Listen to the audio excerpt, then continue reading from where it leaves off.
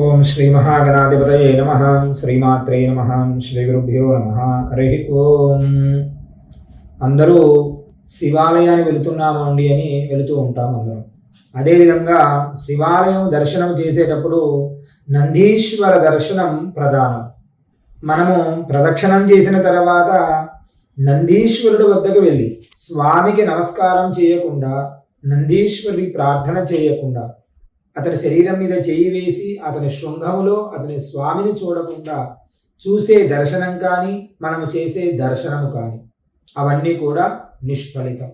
ఏమాత్రం కూడా ఫలితాన్ని మనకు ఇవ్వవు. మరి నందీశ్వరుడికి నమస్కారం చేసినంత మాత్రం చేత పరమేశ్వరుడు ఆనందపడతాడా అంటే, కేవలం మీరు ఒకవేళ పరమేశ్వరుడిని చూడకున్నా పర్వాలేదు.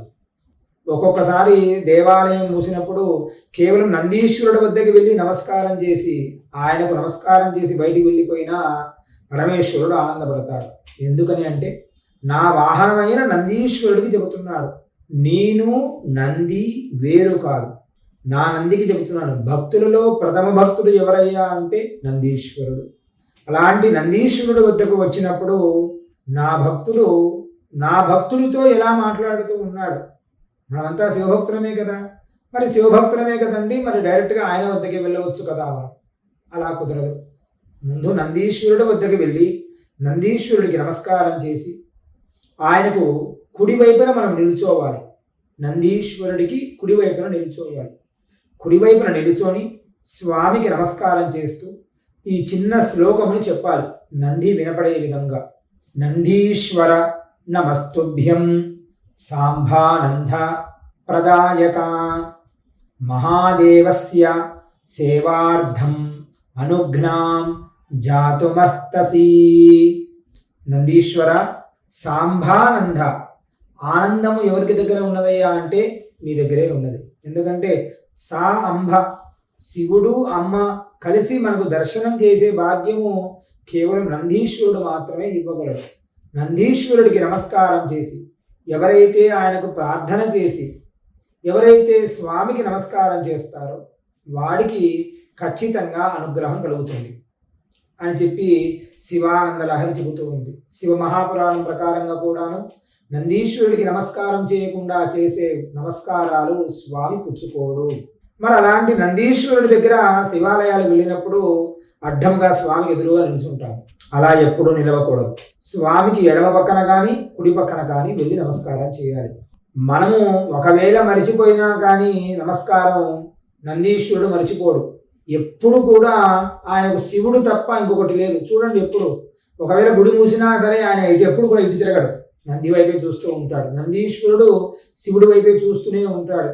పరమేశ్వరుడు మళ్ళీ దేవాలయం తెరుస్తారు, మళ్ళీ స్వామిని చూడాలి. ఒక క్షణము లిప్త కాలము కూడా ఆయనను వదిలి ఉండడు. అదేవిధంగానే కైలాసంలో కూడా ఎప్పుడూ కూడా అతన్ని విడిచి వెళ్ళినది లేదు. అమ్మైనా కానీ భక్తుల కోసం వెళుతుందేమో కానీ నందీశ్వరుడు మాత్రం, పరమేశ్వర, నేను మిమ్మల్ని విడిచి వెళ్ళలేను, మీ సేవ ముఖ్యము నాకు, మీరే ముఖ్యము నాకు అని చెప్పి ఎప్పుడూ ఆయన ఎదురు కూర్చుని ఉంటాడు. ఒకానొకప్పుడు శిలాధుడు అన్న మునీశ్వరుడు ఇంద్రుడికి నమస్కారం చేసి ఇంద్రుడికి తపస్సు చేసి అడిగాడట, అయ్యా, నాకు పరమ భక్తుడై ఉండాలి, శివుడి అనుగ్రహం చేత పుట్టాలి, శివుడి వలె ఉండాలి, అలాంటి వాడు ఎవడైనా ఉన్నాడా? మరణం ఉండకూడదు, వాడికి జననం ఉండకూడదు, అలాంటి వాడు నాకు పుట్టగలగడా? లేదా వాడు ఎలా పుట్టాలి?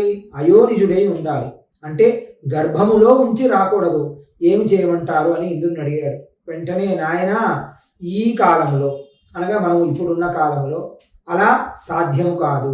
నువ్వు అడిగిన ప్రశ్న చాలా కష్టమైనది.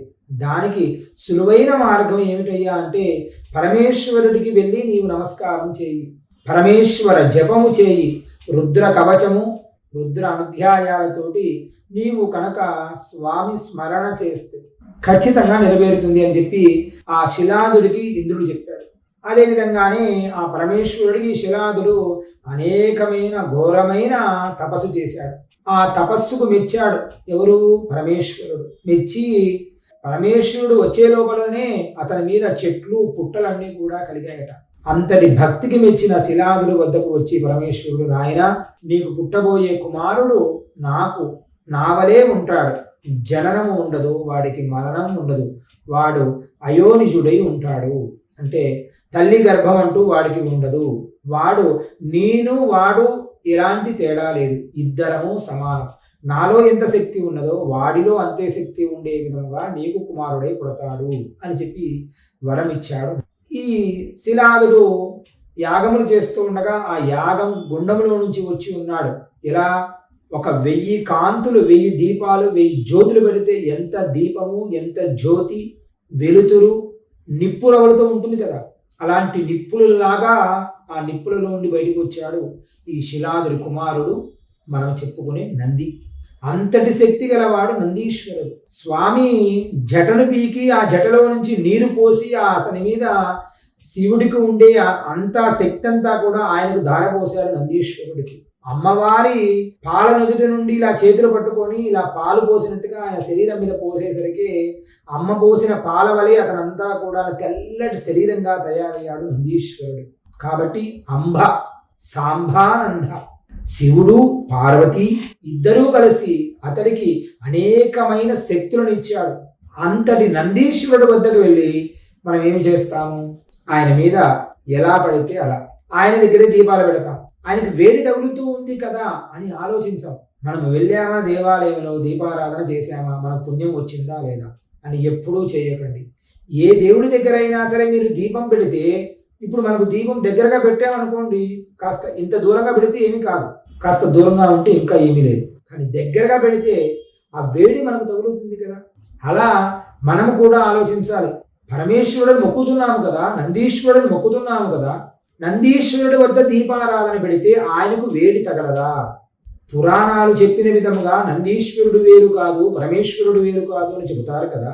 మరి ఇలా దీపం పెడితే మనకు పాపం వస్తుందా, పుణ్యం వస్తుందా? అది మనమే ఆలోచించుకోవాలి. ఎవరు చెప్పరండి ఈ విషయాలన్నీ కూడా. మనమే ఆలోచించి మనమే గ్రహించాలి. ఓహో, ఇలా పెట్టకూడదు, ఇలా దీపం పెడితే ఆ దీపం వలన మనకు పుణ్యం రాకపోగా పాపం కూడా సంతరించు అని చెప్పి ఆలోచించాలి. అంతటి భక్తుని వద్దకు వెళ్ళి ఆయననేమో శివుడినే చూస్తూ ఉండగా మనమేమో ఆయన వద్ద దీపాలు పెట్టి ఆయనకు వేడి పుట్టిస్తున్నాం.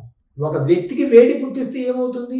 మనమే బాధపడతాము. తర్వాత అతను ఏం కోపడతాడో దానికి మనమే బాధ కలిగించే విధంగా చేశాం కాబట్టి ఆ బాధకు కారణం మనమే. కాబట్టి ఆయన ఏదైనా శిక్ష వేస్తే ఆ శిక్షకు మనం అర్హులం అవుతాం. కాబట్టి అలా చేయవద్దు. నందీశ్వరుడికి శ్లోకం చెప్పండి, స్వామికి నమస్కారం చేయండి. స్వామి సాంబానంద, శివ, పరమేశ్వర, నందీశ్వర, నీ దర్శనంతో ఆయన దర్శనం చేసుకుంటూ ఉన్నాము, నన్ను అనుగ్రహించు అని చెప్పి స్వామికి నమస్కారం చేయండి. అవకాశం ఉంటే శివుడికి ఏదైతే ఇష్టమైనా మీరు పుష్పాలు తెచ్చి స్వామికి పెడుతూ ఉన్నారు కదా, అదే విధముగానే ఆయనకు కూడా ఒక పుష్పం పెట్టండి. అంతేకాని స్వామికి ఇష్టం కదా అని చెప్పి అరటిపళ్ళు రాయడము మూతులకు అలా చేయవద్దు. నందీశ్వరుడి దగ్గర దీపాలు పెట్టడము, అగరబత్తి పెట్టడం అలా పెడితే మనకు పుణ్యము సంతరించదు. ఎప్పుడైతే ఇలా పార్వతీ పరమేశ్వరుల అనుగ్రహముతో పుట్టాడో ఆ నందీశ్వరుడు, నంది ఈశ్వర విని ఉంటారు. నంది ఈశ్వరుడు పుట్టి నందీశ్వరుడు, నంది కాదు ఆయన పేరు, నందీశ్వరుడు. ఈశ్వర నామముతో ఉన్నవాడు శక్తివంతుడు. ఎలాంటి శక్తివంతుడు? శివుడికి నందికి అభేదము లేదు. ఇందాక చెప్పిన విధముగా శివుడికి నందికి అభేదము లేదంటే ఏమిటి? ఆయన ఈయన ఇద్దరు ఒకటే, ఎలాంటి సందేహం పడవలసిన అవసరం లేదు. కాబట్టి మీరు ఈసారి దేవాలయానికి వెళ్ళినప్పుడు ఈ శ్లోకమును చెప్పి స్వామికి నమస్కారం చేసి, సాంబానంద, నీ అనుగ్రహంతో స్వామికి నమస్కారం చేస్తున్నాను, నీ అనుగ్రహంతోటి నా కోరికలన్నీ కూడా నెరవేర్చు అని చెప్పి ఎవరైతే ఇలా భక్తితో నమస్కారం చేస్తారో వారికి సకల కార్యాలు సిద్ధించును. మనం ఏది చేసినా, మన శాస్త్రం ఏమి చెప్పినా సరే అది సత్యం అండి. అంతేగాని దీపాలు పెడితే పుణ్యం వస్తుంది, అగరబత్తి వెళ్ళి స్వామికే పెడితే పుణ్యం వస్తుంది, కొబ్బరికాయ స్వామికే కొడితే పుణ్యం వస్తుంది, అది తప్పు. అక్కడ ఏ విధంగా ఉంటుందో అదే విధముగా చేస్తేనే పుణ్యము మనకు సంతరించు. కాబట్టి ఈసారి దేవాలయానికి వెళ్ళినప్పుడు ఆ నందీశ్వర దర్శనం ఈ విధముగా చేయండి. ఆ నందీశ్వర అనుగ్రహం సంపూర్ణముగా మీరు పొందగలరు. మంగళం మహత్. స్వస్తి.